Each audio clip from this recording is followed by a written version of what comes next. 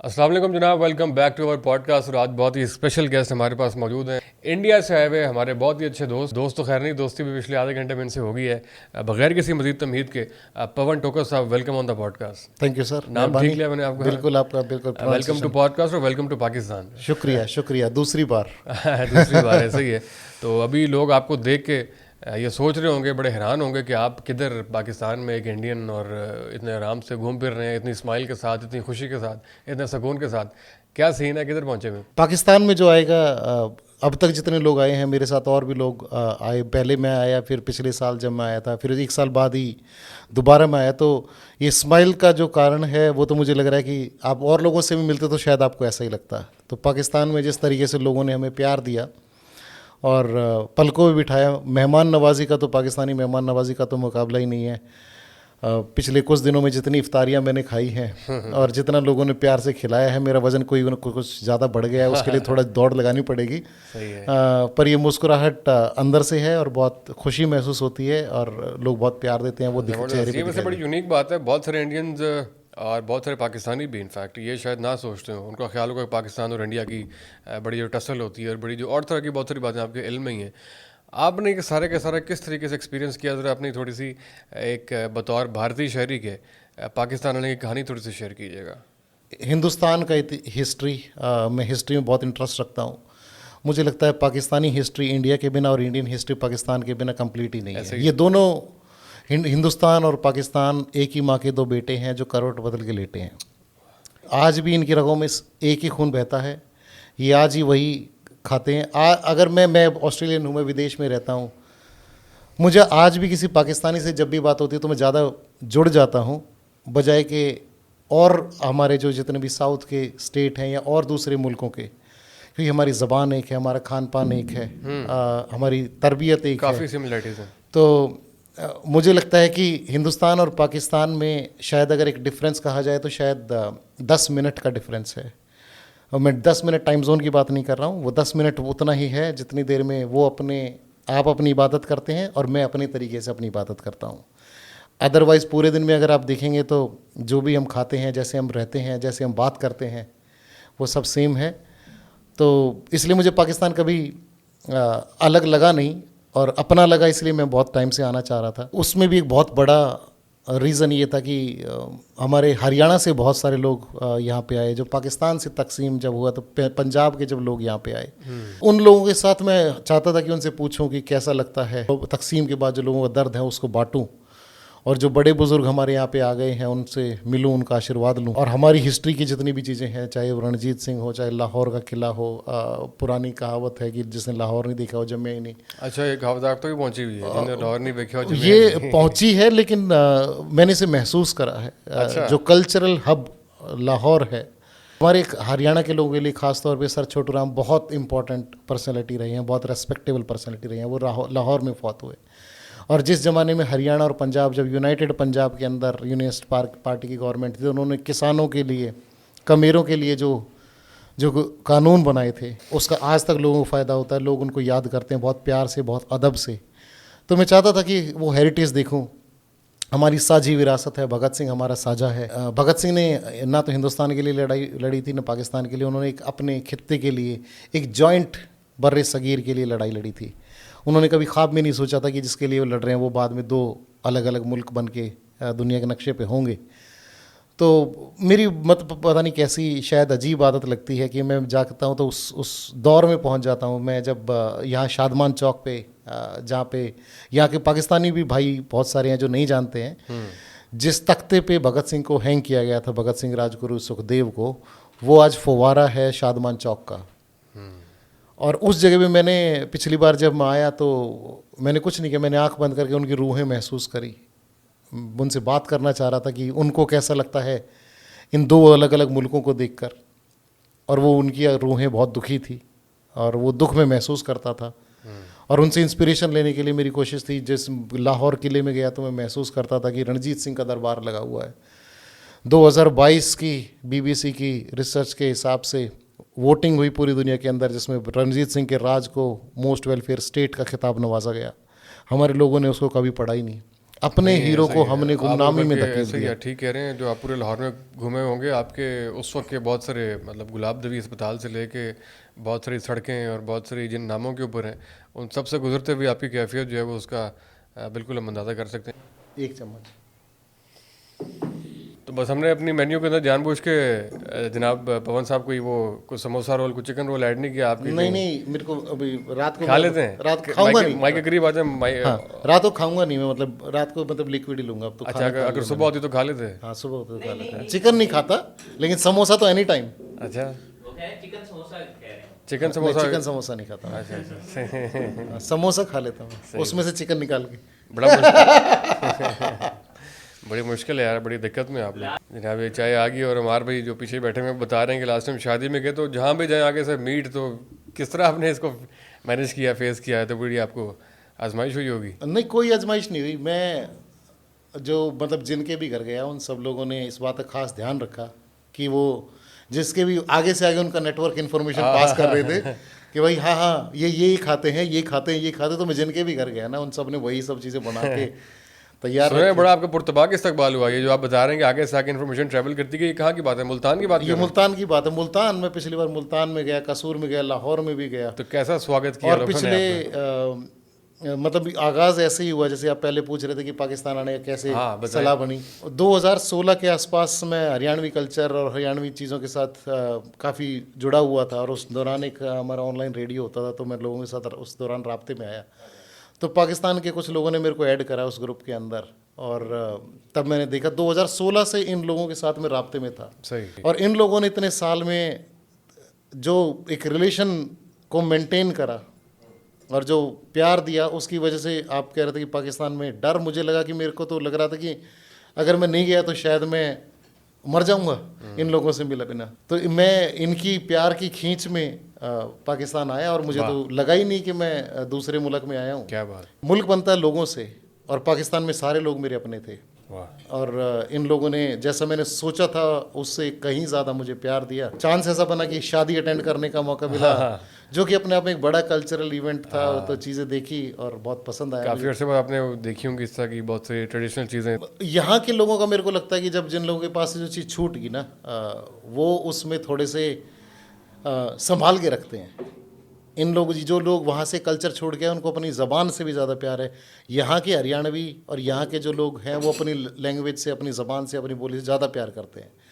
तो मुझे कई जगह पे ऐसा लगा कि इन लोगों ने अपने रिवाजों को, अपनी बोली को ज़्यादा में संभाला है और ज़्यादा बोलते हैं, और बाकी चीज़ों को भी, अपनी याद भी। तो उस तरीके से मुझे लगा कि ज़्यादा लोग जुड़े हैं। हमारे पास शायद वो चीज़ ज़्यादा आसानी से अवेलेबल है, तो हम लोग उसको उतना आगे, अब तो माशाल्लाह हरियाणवी बहुत आगे लेवल पे चली गई है। लेकिन जिस तादाद में लोग यहाँ पे हैं, उस तादाद में जो काम वो कर रहे हैं, वो वाकई में काबिल तारीफ़ है। अच्छा पवन भाई, बहुत से लोग देख के कंफ्यूज हो रहे होंगे कि एक इंडियन यहाँ पे पहुँच कैसे गए हैं, तो ज़रा क्लैरिफाई कर दें कि आप अब एक ऑस्ट्रेलियन शहरी हो चुके हैं और उस तरीके से वो सारे शायद हुआ है। जिन लोगों ने हमें अलग किया था, उन्हीं की वजह से आज हम एक हुए। मैं तो ऐसे ही बोलूँगा कि सही है। अंग्रेज़ों ने ही हमें अलग किया था, और आज ऑस्ट्रेलियन पासपोर्ट की वजह से मुझे वीज़ा मिला। लेकिन ऐसा बिल्कुल नहीं है। पिछले मेरे साथ साथ और बहुत सारे लोगों ने अप्लाई किया। अभी काफ़ी लोगों को मैं जानता हूँ जो इंडियन पासपोर्ट के ऊपर भी आते रहे हैं। लेकिन मेरे लिए चीज़ें बहुत ज़्यादा आसान थी। मैं लोगों को जानता था, मुझे पता था मुझे किसके घर जाना है, मुझे पता वो मेरी बोली बोलते हैं। मैं उसके फ़ोन के ऊपर मैं उसके सारे घर वालों को जानता था। तो मुझे तो ऐसा रिश्ता था कि बस मैं घर जाऊँ और अपनी ताई से मिलूँ, अपने भाई से मिलूँ, अपनी भाभी से मिलूँ, उनके भतीजे भतीजों के साथ खेलूँ। तो मेरे लिए कोई मतलब ना तो जोग्राफिकल बड़ा फ़र्क था और ना ही कल्चरल कोई फ़र्क था। तो मेरे लिए तो बहुत आसान हुआ। लेकिन हाँ, ऑस्ट्रेलियाई शहरी होने के नाते मुझे आसान ज़रूर हुआ, क्योंकि मेरा जो प्रोसेस था वो ऑनलाइन हुआ। और अगर इंडियन पासपोर्ट होता तो कागजी कार्रवाई होती है। मैं कंप्यूटर का आदमी हूँ भाई, मेरे को कागज भरने में थोड़ी पासपोर्ट तकलीफ होता तो होती आप शायद आज ना बैठे होते यहाँ पे। ये एक अनफॉर्चुनेट रियलिटी है। हो सकता मैं ना हूँ, पर और बहुत सारे लोग आते हैं। पाकिस्तान गवर्नमेंट और इंडियन गवर्नमेंट भी देती है वीज़ा इलाज के लिए। आजकल दे रहे हैं वीज़ा? बिल्कुल दे रहे हैं। मेरे साथ अभी 2 अमेरिकन इंडियंस थे, जैसे मैं और हमारे बच्चे हैं तो आ सकते हैं अगले महीने आप? बिल्कुल, आप ज़रूर ट्राई कर सकते हैं। ट्राई तो हम कर लेंगे, लेकिन कामयाब उसमें नहीं होंगे। इसके बारे में तो मतलब वो वही देखेंगे जिनका काम है। लेकिन मैं बहुत सारे ऐसे लोगों को जानता हूँ दोनों तरफ से, अच्छा। जो अभी रिसेंटली मुल्कों में जाके आए हैं, चले अल्लाह करे हकीकत जिन्होंने हो, अपनी वरना ज़मीन देखी है। वरना हम तो पिछले महीने बहुत शिद्दत से वेट करते थे कि इंडियन टीम जो है वो चैंपियंस ट्रॉफी के अंदर आए और हम उनको वेलकम करें और मैच देखें यहाँ पे, और विराट कोहली को हम कजाफी स्टेडियम में खेलता हुआ देखें, लेकिन ऐसा हो नहीं सका अनफॉर्चुनेटली। उसके और बहुत सारे कारण होंगे, मतलब मैं क्रिकेट ज़्यादा फॉलो नहीं करता, लेकिन हाँ मैं ये ज़रूर चाहूँगा कि टीमें आएँ खेलें, और मैं कोई भी खेल हो उसको जरूर सपोर्ट करता हूँ। क्रिकेट मुझे बहुत ज़्यादा चलें, जितना आप करते हैं उस पर भी बात करते हैं, बल्कि वो जो अभी वर्ल्ड कप के ये चैंपियंस ट्रॉफी के मौके पे विक्रांत गुप्ता साहब आपके एक स्पोर्ट्स एनालिस्ट जो हैं वो आए हुए थे, पूरे लाहौर ने उनको पलकों में बिठा के रखा। जिस तरह आपके साथ अभी एक्सपीरियंसेस हो रहे हैं, तो विक्रांत साहब भी जो यहाँ के मेहमान नवाजी और यहाँ की ज़ियाफ़त उससे बड़ा महजूज होकर गए हैं, बड़ा मुतासिर होकर गए हैं। तो खैर उस कॉन्टेक्स्ट में मैं कह रहा था, क्रिकेट का आप बता रहे थे कि वीरेंद्र सहवाग जब तक खेलते रहे हैं तब तक आप देखते रहे, हाँ, वो थोड़ा सा अपनी कल्चर का और अपनी कम्युनिटी से प्यार का है वो। एक तो वो जाट है और ऊपर से उसका टेम्परामेंट भी हमारी तरह था। अच्छा, मुल्तान का सुल्तान वो यहीं बन के गए थे, तो मुल्तान में 300 मारा था वीरेंद्र हाँ, एक तो जाट, ऊपर से हरियाणवी, और भाषा भी हमारी सेम, तो फिर वो थोड़ा सा लगाव था कि जब वो, और ऊपर से धुआंधार, हमें टुक टुक वाला गेम पसंद नहीं था। सही है। तो वो शॉट मारते तो पसंद, तो मैंने तब तक देखा जब तक वीरेंद्र सहवाग। तो वीरेंद्र सहवाग को ही देखते थे या उसकी वजह से और भी काफ़ी देखना पड़ता होंगे ना? यहाँ पे तेंदुलकर भी साथ होते थे और यहाँ हाँ, पे ये भी मुझे, मतलब कोई भी मतलब जो एग्रेसिव जब क्रिकेट होता है मुझे वो पसंद आता है। वो जो टेस्ट मैच टाइप का स्लो गेम होता है वो मुझे ज़्यादा पसंद नहीं आता। अभी भी कभी कभी देख लेता हूँ जब मेरे और दोस्त देख रहे होते हैं, तो ऐसा कोई परहेज नहीं है। ऐसे ही नहीं, आपके जो आसपास जो दोस्त हैं, जो पीयर्स हैं, वो तो आप उनका विराट कोहली का जिक्र खैर सुनते होंगे, कितना ज़्यादा वो लोग उसको हंसते हैं। मेरे दोस्त ऑस्ट्रेलिया के अंदर जो और बहुत सारे लोग हैं कि तू कैसा इंडियन है, तेरा तो जिसको क्रिकेट पसंद नहीं है। लेकिन है ऐसा मेरा टेस्ट थोड़ा। पवन भाई, लास्ट अभी जो पॉइंट था वो समझना बड़ा इंपॉर्टेंट है। आपने अगर आप उसका एनालिसिस कर पाएँ, जो दो नेशंस का है कि पाकिस्तान में तो डुअल नेशनलिटी रख सकते हैं, आपके पास डुअल पासपोर्ट हो सकता है। इंडिया क्या ये वाली पॉलिसी नहीं है, तो इस पॉलिसी के होने और ना होने से दोनों देशों पे क्या फ़र्क पड़ा है, इसके बारे में थोड़ा सा तज़किया दें। ड्यूअल सिटीजनशिप ना होने का मुझे लगता है कि फ़ायदा भी है और कुछ ना कुछ नुकसान भी है। तो मैं तो अपने कंटेक्स्ट से बता सकता हूँ कि हमें दूसरा इंडियन, ऐसा नहीं है कि हम इंडियन सिटीज़न नहीं रहते हैं। जब कोई भी आदमी किसी दूसरे मुल्क की सिटीजनशिप इख्तियार कर लेता है, तो ऐसा नहीं है कि वो इंडियन नहीं रहता, वो OCI बन जाता है, overseas citizen of India. Bharat में कितना भी टाइम तक रह सकता है, कुछ भी कर सकता है, उसको फुल वर्क राइट्स होते हैं। लेकिन उसका फ़ायदा ये होता है कि उसके साथ और बहुत सारे दूसरे मुल्कों में जो कंट्रोल है वो गवर्नमेंट मेंटेन कर पाती है कि उसके एक्सेस को और उसके जो भी काम है उसके ऊपर कंट्रोल बेहतर कर सकते हैं। तो इसलिए उसको डबल ड्यूअल सिटीजनशिप का शायद नहीं है। उन्होंने बहुत सोच समझ के इसको नहीं रखा है, क्योंकि ऐसा बहुत सारे मुल्कों में है। मैं पाकिस्तान का तो नहीं, जैसे और बहुत सारे मुल्क हमने आसपास देखे हैं बर्रे सगीर के अंदर, जिसमें ड्यूअल सिटीजनशिप रखते हैं लोग और फिर वो दूसरे मुल्कों में भाग जाते हैं। हालांकि गड़बड़ी करके दूसरे मुल्कों के लोग भी भागे हैं, हिंदुस्तान के भी चले जाते हैं, लेकिन ये इजी पैसेज होता है उनके लिए, जो कि हिंदुस्तान में नहीं है। एक्सप्लॉयटेशन जो है वो हो सकती है। ये मेरी अपनी रीडिंग है। मुझे लगता है कि अगर ऐसा हो तो शायद इजी पैसेज मिल जाएगा लोगों को। लास्ट टाइम सर आप जब आए थे तब थी 8 फरवरी 2024 जी, और अभी आप आए हैं 15 मार्च 2025 में। जी, क्या फ़र्क देखा आपने? एक ही शहर में आए, एक ही मुल्क में अंदर आए, कोई डिफरेंस महसूस हुआ आपको? बहुत फ़र्क है, बहुत फ़र्क है। अच्छा, बिल्कुल। एज ए आउटसाइडर बिल्कुल, जो मैं देख पा रहा हूँ, और मैं तो और बहुत सारी जगह भी आपको बताऊंगा कि जहाँ पे मैं गया और मेरे इंटरेस्ट थे बहुत टाइम से कई चीज़ों के अंदर, तो फ़र्क है। मतलब मैं पिछली बार जब देखा था तो मैंने तो मजाक में उसको बोला, जब मैंने बॉर्डर पार किया तो उस दिन ठंड बहुत थी और इंडिया की तरफ जैसा वो परेड होती है तो पाकिस्तान में झंडा नहीं लगा था। तो मैंने बोला यार झंडा क्यों नहीं लगाया? तो बोले अरे यार रह गया। मैंने कहा ये तो अच्छी बात नहीं है, आप इसको लगाओ। और फिर मैंने बोला यार बड़ा बनाओ इसको। तो क्योंकि भाई मेरे लिए तो दोनों ही मुल्क बहुत ही अजीज़ हैं, तो मैंने कहा आप अच्छे से रखें इसे। तो उन्होंने बोला हाँ। तो पता नहीं क्या हुआ पिछले कुछ टाइम में, अब की बार जब मैं आया तो वो ज़बरदस्त धूल उड़ रही थी। लेकिन पाकिस्तान साइड में भी एक बहुत बड़ा कॉम्प्लेक्स जो परेड जहाँ पे होती है, ये बूट परेड जिसको सब लोग सुबह देखने जाते हैं बॉर्डर पे, वो बहुत बड़ा बन रहा है, बहुत मैसिव लेवल के ऊपर बन रहा है। झंडे का उन्होंने बहुत ऊपर लगा दिया है। दोनों मुल्कों के झंडे जैसे दोनों भाइयों को साथ खड़े होना चाहिए।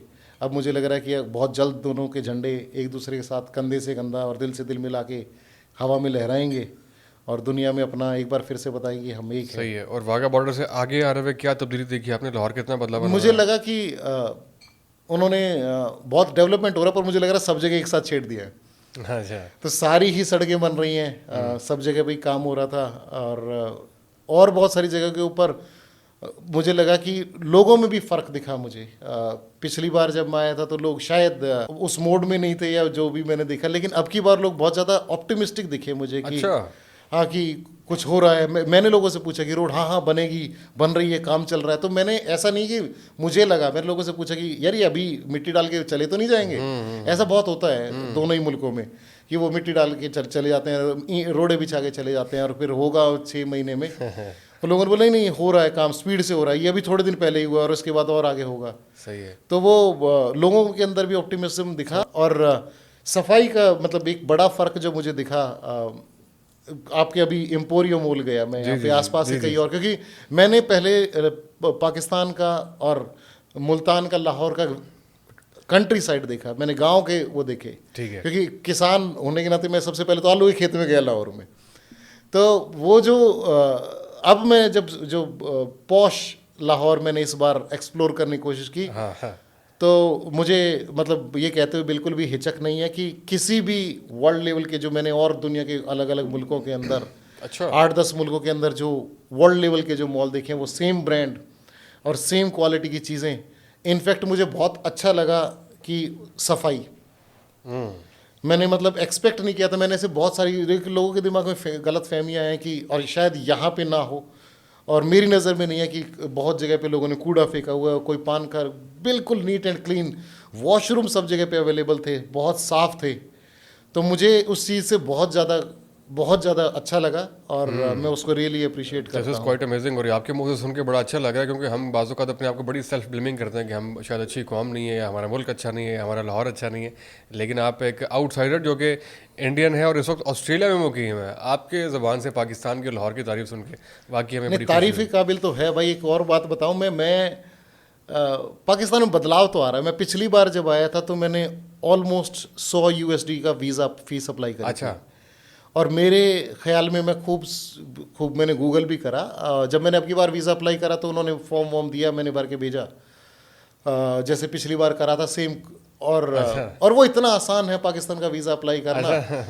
तो उसमें सीधा कॉपी एप्लीकेशन, वो सेम डिटेल वहाँ पे आ गई, बस आपने अपडेट करी उसमें, इस डेट से इस डेट पे जाऊँगा, और वो दूसरों के मुश्किल होते हैं फिल इतना लंबा फॉर्म होता है US का, अगर आप कभी भरने की कोशिश करें तो रिक्वायरमेंट्स भी काफ़ी तो सारी। बहुत सारे के मैंने बहुत सारे अलग अलग मुल्कों के भरे। पर एक इंटरेस्टिंग चीज़ जो मैंने अब की बार देखी, और वो वही पाकिस्तान का बदलाव है जो मैं अब की बार देख रहा हूँ, जी।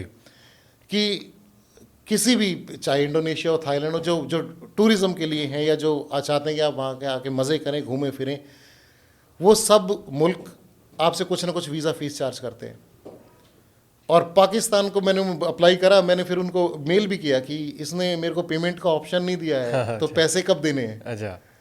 तो उनका वो जवाब नहीं आया, अगले दिन वीज़ा आ गया, ओह, तो फ्री, बगैर पैसों का। और ये मुझे लगा, मैं सोचा मैं ही स्पेशल हूँ। और बाद में मेरे जो अमेरिकन दोस्त आए थे, इंडियन दोस्त आए, मैंने बोला आपका क्या खर्चा, वो बोले कोई नहीं। तो पाकिस्तान गवर्नमेंट का, या जो भी हमारे ब्यूरोक्रेट हैं, जो भी लोग काम कर रहे हैं, उनका एक बहुत ही पॉजिटिव कदम है कि वो चाहते हैं कि वो मुख्तलिफ मुल्कों के लोग आएँ टूरिज्म और इस चेंज को देखें, इस बदलाव को, जिसके लिए बहुत शिद्दत से काम कर रहे हैं। और वो बदलाव मुझे बहुत पसंद आया, और मैं उसके लिए, मतलब मैं आपके प्लेटफॉर्म से मैं पूछ रहा था कि मैंने कहा यार ये नादरा का ऑफिस कहाँ पे, मैं शुक्रिया अदा करना चाहता हूँ। अच्छा, नादरा का, कि जिन लोगों ने फ्री ऑफ कॉस्ट, मतलब एक बहुत अच्छी पहल, मतलब ये कोई ऐसा नहीं, कोई ब्लॉकर नहीं है जी जी जी, कि कोई आदमी फीस नहीं दे सकता, लेकिन एक गुडविल जेस्चर है। बिल्कुल।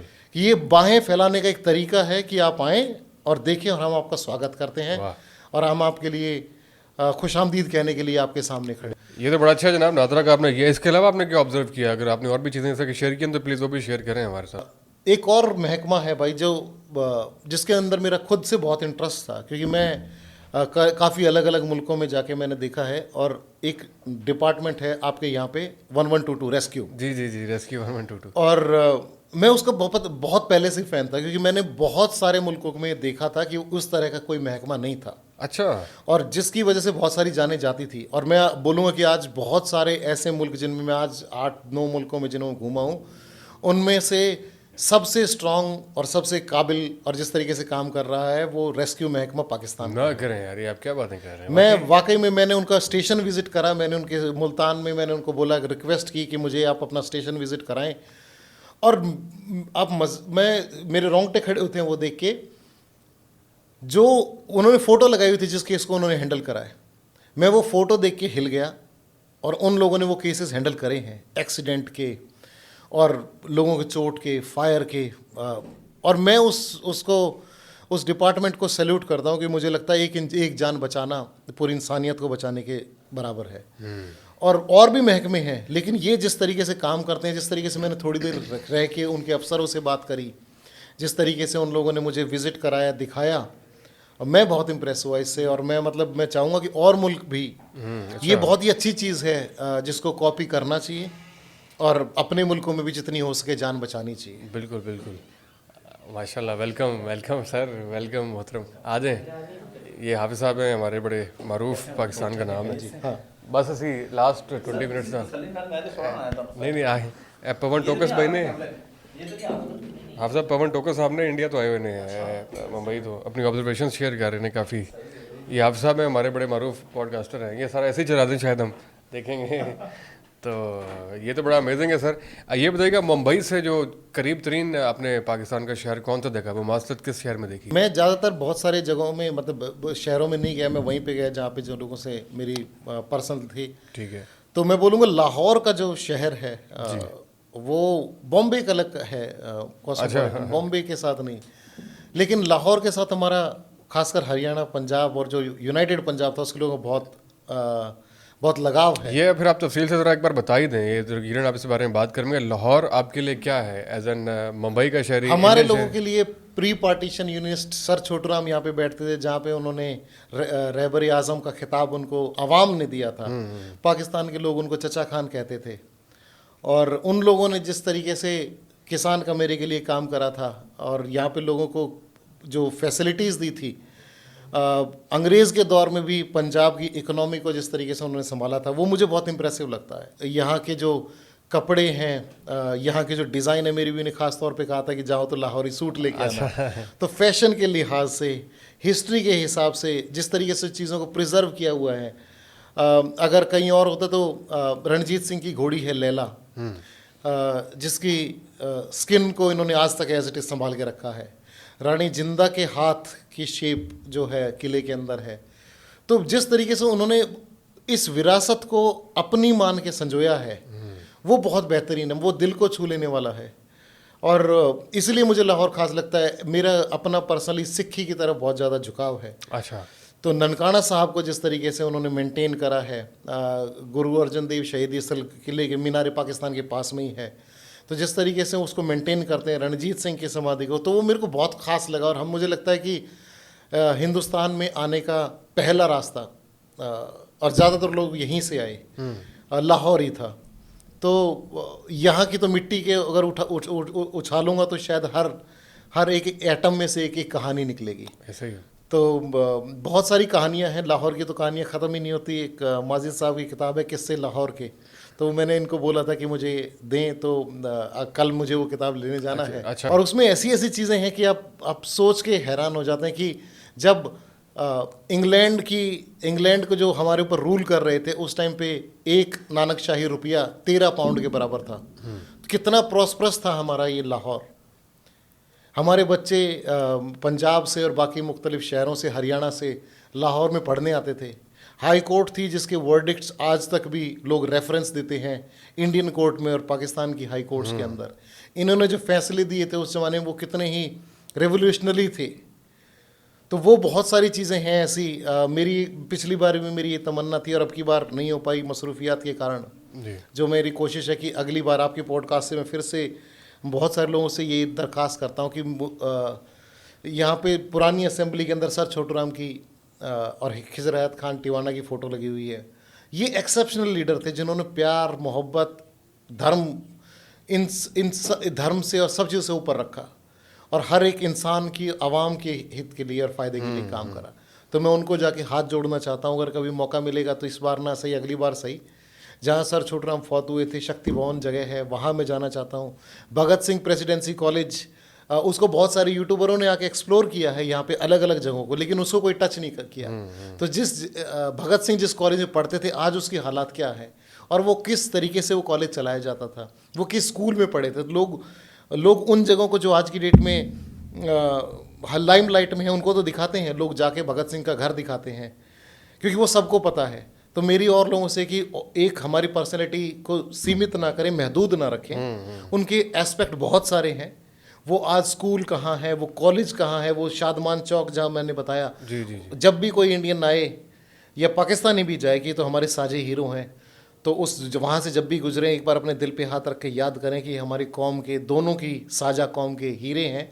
और आज हम जिस हवा में सांस ले रहे हैं, ये शायद उन्हीं की बदौलत है, अदरवाइज़ तो शायद हम कभी आज़ाद होते ही नहीं। तो अभी इस चक्कर में आपका जो इस विजिट में लाहौर के किस किस जगह पे चक्कर लगा, कहाँ कहाँ विजिट किया अभी आपने? शाही किला देख लिया था मैंने। अच्छा, हाँ। साथ बादशाही साथ जो है वो कैफियत भी बताते रहे, शाही किला जाके क्या तो कैफियत शाही रही? किला में मेरे को रणजीत सिंह का दरबार देखना था, और मैं बहुत इम्प्रेस हुआ इस बात से। जब मैं रणजीत सिंह की गैलरी देख के बाहर आया, तो मैं पूछ रहा था कि यार ये कहाँ पे, तो एक पेंटिंग लगी हुई है वहाँ पे रणजीत सिंह दरबार की, वो बड़ी आइकॉनिक पिक्चर है। रणजीत सिंह की सभी जगह पे वही फोटो दिखाई देती है आमतौर पे। वहाँ पे जब मैं बाहर निकला तो एक सिक्योरिटी गार्ड जो उस गैलरी के लिए सिक्योरिटी पे रखा हुआ था, मैं बात करते हुए निकल रहा था, मैं और अमार भाई की, हाँ इनकी लड़की थी भांबा और दलीप सिंह के यहाँ पे आ गई थी। तो गार्ड ने आके मेरे को इतना बता दिया जितना शायद मैं 15 किताबें पढ़ता तो नहीं पढ़ पाता, सही कि हाँ इनकी कब्र गोरा कब्रिस्तान में है और वहाँ पे है, ये वापस आ गई थी, इन्होंने अपना राज मांगा। तो मैं बहुत खुश हुआ कि लाहौर की आवाम आज भी अपनी कौम के हीरो को, अपनी हिस्ट्री को, अपनी तारीख को याद रखे हुए है। तो मुझे बहुत खुशी हुई। और जो कौम अपने पूर्वजों को, अपने बुज़ुर्गों को, अपनी तारीख को याद रखती है, दुनिया भी उस कौम को याद रखती है। तो मैं चाहता हूँ कि मतलब ये ऐसे हाँ, नहीं, ही बिल्कुल, सिलसिला जारी रहे। याद तो रखेंगे। शाही किला के अलावा और कहाँ कहाँ चक्कर शाही किला के बाद बादशाही मस्जिद, मेरे को सूफियाना में बहुत इंटरेस्ट है, वो सूफियाना फिलोसफी, और इन जितनी भी मुकद्दस जगह होती है, मुझे लगता है उन सब में औरा तो होता है, बिल्कुल ये महसूस करने वाले के ऊपर है। तो बादशाही मस्जिद के पास आप जाओगे तो हो सकता है जब आप जाओ तो आपको लगे कि हाँ मैं फ़ोटो खींचूंगा, मैं देखूंगा। जैसे मैं पहली बार पाकिस्तान आया तो पाकिस्तान आना ऐसे था जैसे हाँ मैं बंजी जंपिंग कर सकता हूँ, हाँ मैं पैराग्लाइडिंग कर सकता हूँ, हाँ मैं पाकिस्तान भी जा सकता हूँ। डर के आगे जीत है। सही है, दूसरी बार अगर कोई आता तो इसका मतलब मोहब्बत खींच रही बिल्कुल, है। कोई शक नहीं। तो मेरे साथ ये है कि ऐसा नहीं था कि मेरे को पाकिस्तान की जो हेरिटेज थी, कल्चर था, वो पहले भी की। तो बादशाही मस्जिद के अंदर जब मैं गया तो कुछ देर के लिए लगा कि हाँ मैं फ़ोटो खींचूंगा, पर जैसे ही मैं अंदर हुआ मुझे लगा कि मेरी सारी चीज़ें थी छूट गई पीछे, और मैं खड़ा होकर देखता रहा बस उसको। एक और मस्जिद है अंदरून, वज़ीर खान। हाँ, मुझे लगा कि it will be just another mosque. वो बोले वज़ीर खान की मस्जिद देखनी है। मैंने कहा यार वो शाही मस्जिद से भी बेहतर कुछ होगा क्या? लेकिन भाई आप यकीन मानेंगे, मैं उसको देखा तो देखता ही रह गया। नहीं, वाइब है उसकी, बिल्कुल है। जो काम कर रखा है, कितने लोगों की कितनी मेहनत, कितना आर्ट। आज हम साइंस के दौर में बैठे हुए हैं, इतनी ज्योमेट्रिक सिस्टम है, उन लोगों की एक्यूरेसी को बीट नहीं कर सकते हम आज भी। उन्होंने 2 लाख फूल छापे हैं नीचे से ऊपर तक, और एक भी फूल की सिमेट्री मिसमैच नहीं है। जिस एक कोने में आप बोलते हैं जो आवाज गूंज के दूसरे कोने तक जाती है, हाँ ये तो है। वो साउंड सिस्टम, वो सोनोस, वो ज्योमेट्री, और वो तब हो सकता है जब आप पैशन हो सही बात, अपने दीन के लिए, अपने कौम के लिए, अपने आर्ट के लिए, अपने लोगों के लिए। तो वो सब चीज़ें मेरे को बहुत खास लगती है। और उसमें कुछ नहीं होता, बस आप बैठ के देखते रहो और बस तारीफ करते रहो, खुदा कैसे सोने के हाथ वाले लोग बनाए तूने। ऐसा ही है। ये बड़ी इंटरेस्टिंग है। आपने जो फ़न तामीर का जिक्र किया है, आपने एक और जगह जिक्र भी किया था कि जहाँ पे अभी आप रहते हैं ऑस्ट्रेलिया में, जी, वहाँ पे तो बस एक छत डाल देते हैं कि बस रहने के लिए काबिल हो जाए, लेकिन यहाँ पे बड़ी आप घरों में भी जाएँ तो आपको एक अलग तरह की वो नज़र आती है फ़न तामीर, इंडिया में भी और पाकिस्तान में एक भी। बड़ा डिफरेंस है हमारे, वो डिफरेंस क्या है, वो explain हमारे कीजिए। कल्चर के अंदर बहुत बड़ा डिफरेंस है जो हमें यूनिक बनाता है दुनिया से। और